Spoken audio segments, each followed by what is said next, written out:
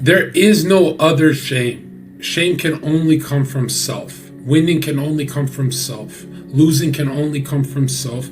Tragedy can only be dwelt in the self. Eventually you move on from tragedies, right? So this whole idea that there's an external and an internal, it's all wrong. Okay? There's only the self. There's only the internal, and you could call it selfish, you could say whatever you want, but this is the only thing you've ever battled with. Okay? If something external has made you a certain way, that's wrong. That's just wrong. You didn't deal with it correct. That's why you became that way. Okay? Two people, Chuck and Bob, go through the same trauma but have different results. Because one sense of I is different than the other. One sense of self dealt with it better. And once you realize it's all on you, but the Spirit of God dwells within you, then you have the Spirit to fix any problem that the external has given you. When really, the external is just reflecting an internal problem. The external cannot give you a problem. It can only reflect problems that are already within you. So if you see someone who's fat and it triggers you, it's probably you got some weight loss to do. That's why it's triggering you. It's your internal anger. You shouldn't linger in it. You know, like the scale read 1 pound over, like I would take those pills that make you shit. And these guys, this is too much, bro. These guys who are talking to me about, does positivity really work? I mean, Zherka for the last few months makes more than all of his friends and never has to do a job. I'm sure it's working for just Zherka and no one else. Bro, think of, just use your mind correctly. Let's try it one time, because they don't teach you this in school. I am not a bitch. I am not a bitch. I am not a bitch. I am not a bitch. What are you thinking of? You're thinking of me being a bitch. Now you try it. You say, I am not a bitch. I am not a bitch. What do you think about you being a bitch? So your brain only builds on positive. I am the man. See? You can only build through positive. You cannot actually negate negative. You can only build positive. You can only be pro-life. You can't negate anything, right? You can't negate the nature that we're dealt. So you can only go up the ladder or down the ladder. And usually going freezing, what people say, freezing is when people say I'm stuck, they're lying to me. They're not saying, John, I'm not going up the ladder and I'm not going down it. If you're stuck, it means you're going up and then down and then up and then down. That's what you're doing. You're doing 2 things healthy for yourself and 2 things bad. 2 things healthy, 2 things bad. And you feel stuck in life. Have you ever tried going healthy all the way? Why don't you go all the way? It takes 28 days for you to be second nature at anything you do. So after a month, you're free. Have you ever tried to do something correct for at least 1 month of your life? No, you haven't, because you go up and down, and that's what these fat asses do. They go up and down. Today I'm dieting, today I'm not. That's all they do, and they get stuck. See it through the end. Let the seed blossom, bro. What is the sun, moon, and the stars? All these sparks that are broken out like this. What are they? The sun is your conscious, the moon is your unconscious, and when they work together through the alchemical marriage, they birth a star, your new guiding star, your new idea, because a fantasy is always driving man. So what is your fantasy you're playing out? Is it the fantasy that you're stuck?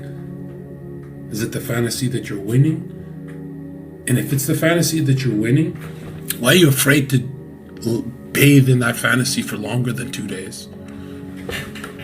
Why don't you bathe in it for 30 days and see something through to the end for once in your life, just to see if it works?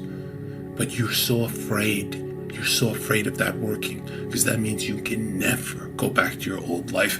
And people love being losers. They love being, I love just watching Inception and eating some Fritos, and you love L's. Humans love L's.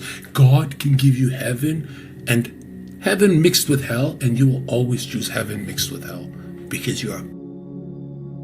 That's why God said, here's the tree of life.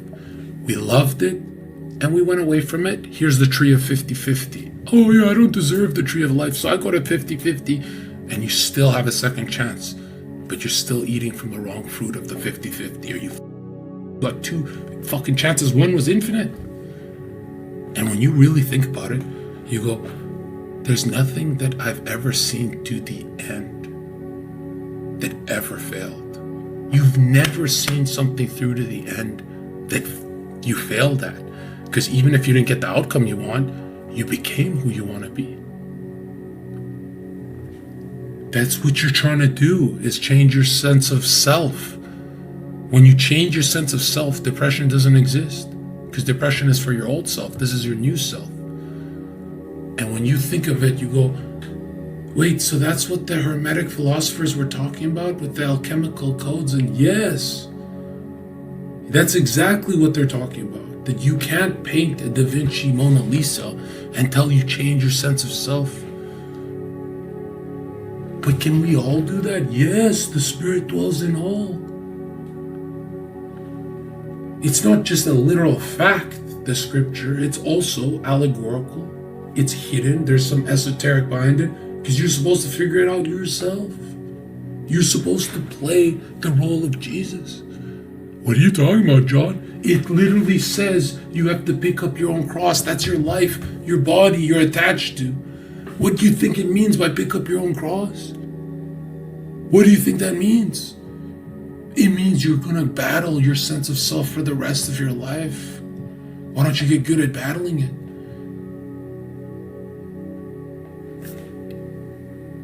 The crazy part is, Sneeko and these people we watch, they don't read Jung. They don't understand how the mind works.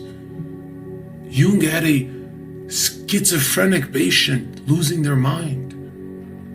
They're obsessed with reality. Reality is everything's got to be like this. And Jung just said to them, hey, the brain doesn't swing in a pendulum of right and wrong. It swings from sense to nonsense. And the patient would just tell Jung about a beetle. There's this golden beetle in my dream, and this. And Jung, what did he do? In the middle of his 20th therapy lesson session with him, he opened the window, caught something, opened his hands, and out flew a golden beetle. And the patient was cured for the rest of their life. Their sickness never came back. Because the patient said, oh my God, that's the beetle in my... Now, it wasn't the exact beetle, but that's the beetle in my dream. And Jung said, yes. He had another patient who kept talking about, I live on the moon. Because she had something traumatic happened to her. And so like in the movie Shutter Island, he would play the fantasy to the end. Some women would fall in love with him and say, you need to have my kids. I need to marry you, Carl Gustav Jung. You are the Christian that I need. And he'd say, let it run its course. She said, in 25 days is our marriage. And on the 25th day, they would wake up and have an epiphany and say, I don't actually want to marry you. He would let them run their delusion. And Jung's greatest work is when he says, this woman who keeps thinking she's on the moon because there's something happened to her and her mind fractured, she keeps talking about the moon. I'm on the moon, and I'm on the moon, and I'm doing this on the moon. Jung said, he's talking to another colleague, and he says, she's on the moon. She's on the moon in her mind. And the colleague responds to Jung and says, she thinks she's on the moon. And Jung says, no, she's actually on the moon.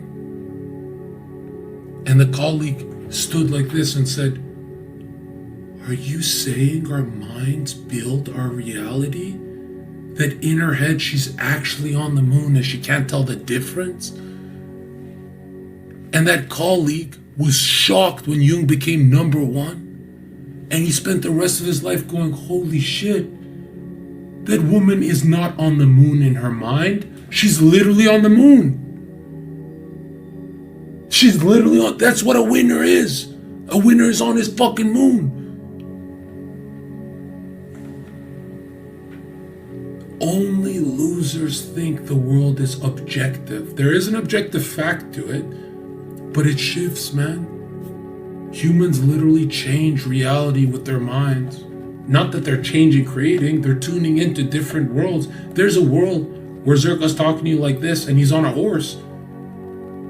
And if we knew how to work our minds correct, we could tune into that world.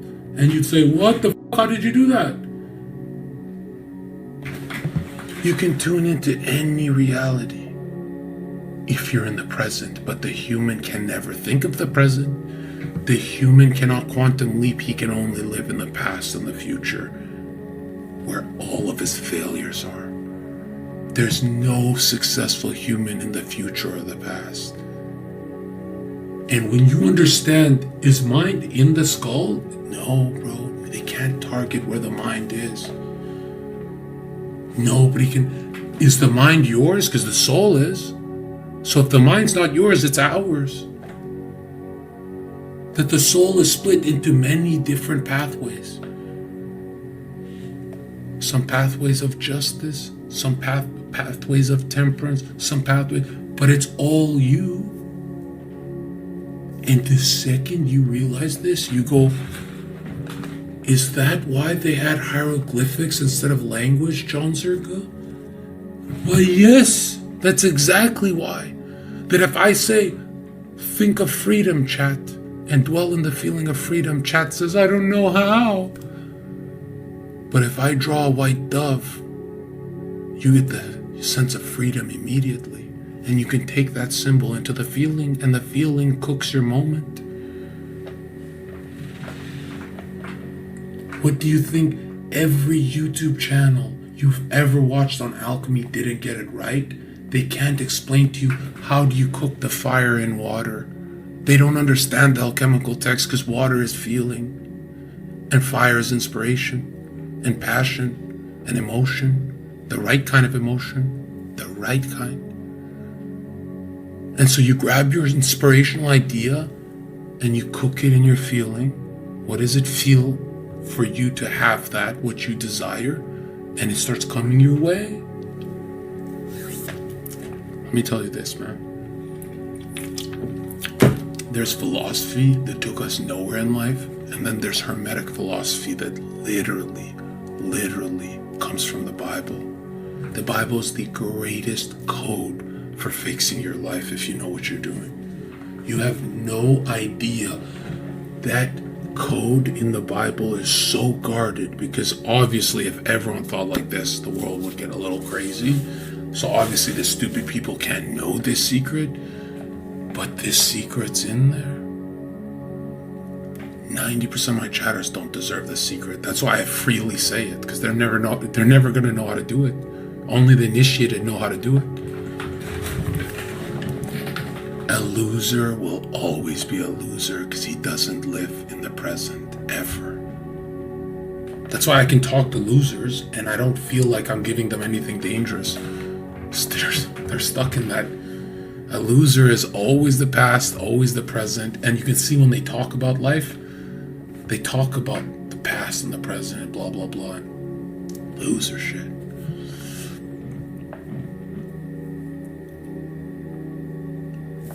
But it is crazy to me how in high school they teach us memory games, how to remember things. They never taught us why the ancient Egyptians had hieroglyphics.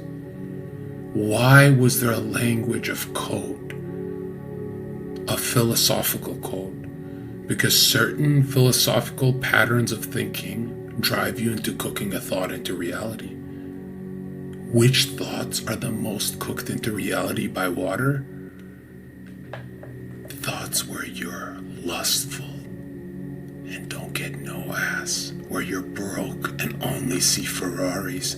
They play the opposites against you through the TV. Let's go! By the time you figure it out, it'll be too late. IAM donated $5. Thank you, Zherka.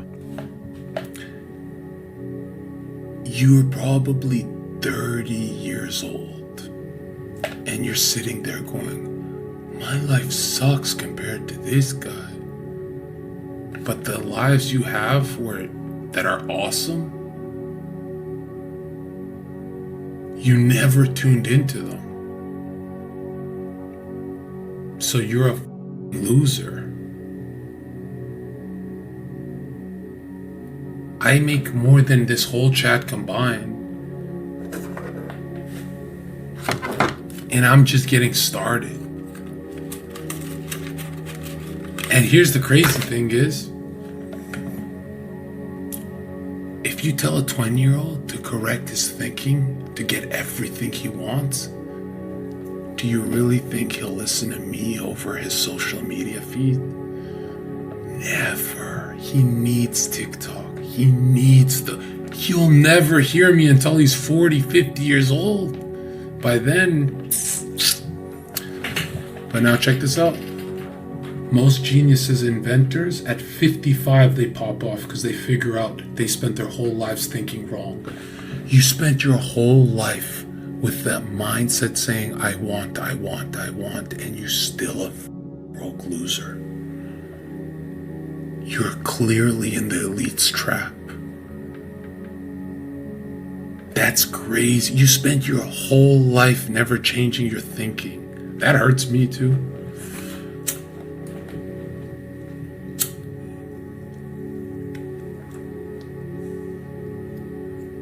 You could not even play the imaginative game of you having what you want right now.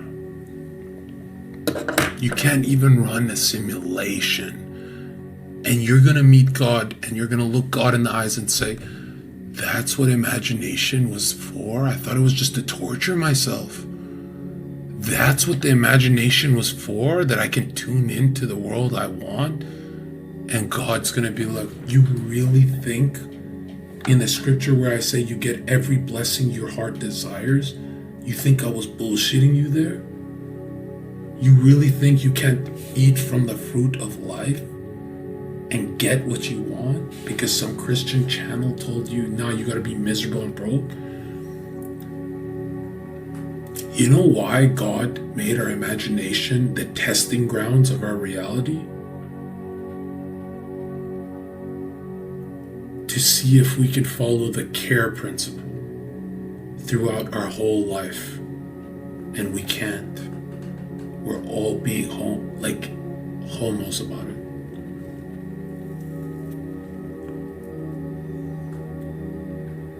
If you can follow the care principle, meaning care about yourself for one 10-minute thought, you're free from the shackles forever.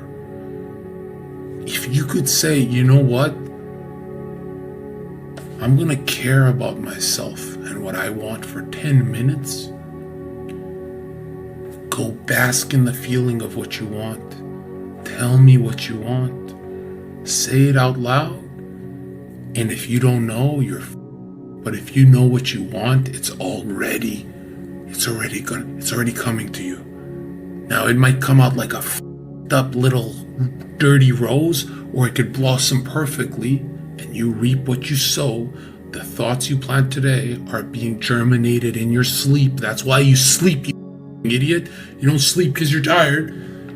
When you realize that the operator, the unconscious, is doing it all for you, you could ask yourself, how many negative thoughts have I watered?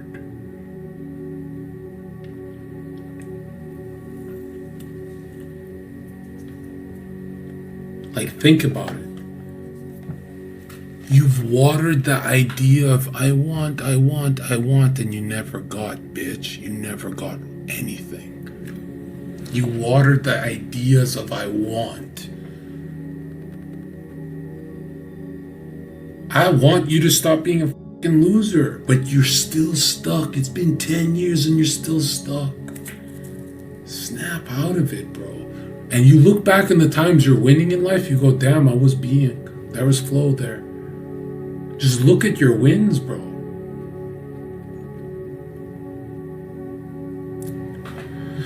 What books do you read? I read the Bible and that's it. One in the chat, that's it. And the Bible's the most misunderstood book I've ever seen. I'll tell you this, bro. I'm at a point where I unfollowed every Christian channel because they're all saying the same satanic shit. They're saying to be a Christian, you cannot be a millionaire.